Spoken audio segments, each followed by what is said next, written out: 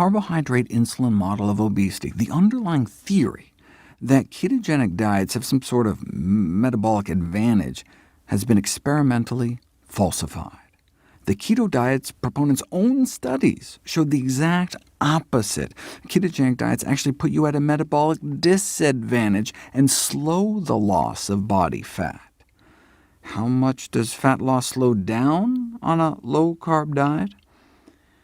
If you cut about 800 calories a day of carbohydrates from your diet, you lose 53 grams of body fat a day. But if you cut the same number of fat calories, you lose 89 grams a day.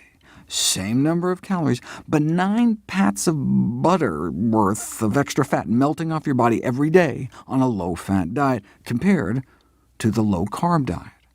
Same number of calories, but about 80% more fat loss when you cut down on fat instead of carbs. Here's the graph. Cut 800 calories from your diet by cutting carbs, and you do lose body fat, but cut out the same number of calories by cutting fat, and you lose even more body fat, 80% more body fat lost. The title of the study speaks for itself. Calorie for calorie, dietary fat restriction results in more body fat loss than carbohydrate restriction in people with obesity. But just looking at the bathroom scale, though, would mislead you into thinking the opposite. After 6 days on the low-carb diet, study subjects lost 4 pounds. On the low-fat diet, they lost less than 3. So step on the scale, and it looks like the low-carb diet wins hands down. So you can see why low-carb diets are so popular.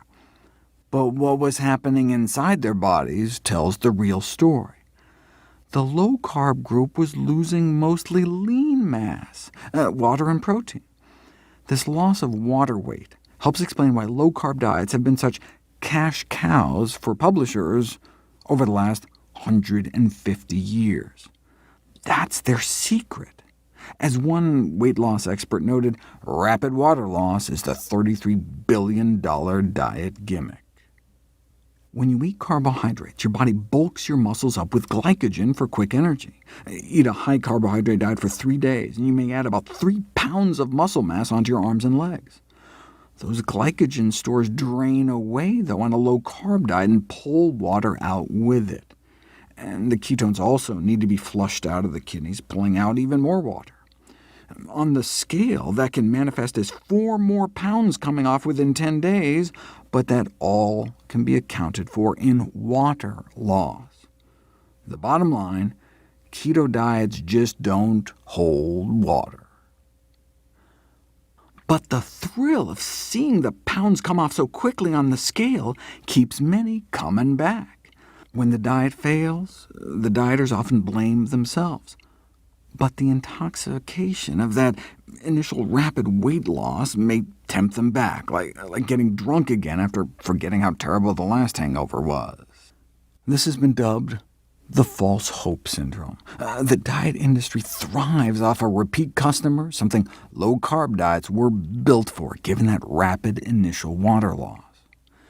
But what we care about is body fat. In 6 days, the low-fat diet extracted a total of 80% more fat from the body than the low-carb diet. That's not just one study. If you look at all the controlled feeding trials, where researchers compared low-carb diets to low-fat diets, swapping the same number of carb calories for fat calories, or vice versa, if a calorie is just a calorie, then all the studies should have crossed that zero line in the middle, and indeed, 6 did. One study showed more fat loss on a low-carb diet, but every other study favored the low-fat diet. More loss of body fat eating the same number of calories. Put all the studies together, and we're talking 16 grams more daily body fat loss on the low-fat diets. That's 4 more pats of butter melting off your body on a daily basis. Less fat in the mouth means less fat on the hips, even taking in the same number of calories.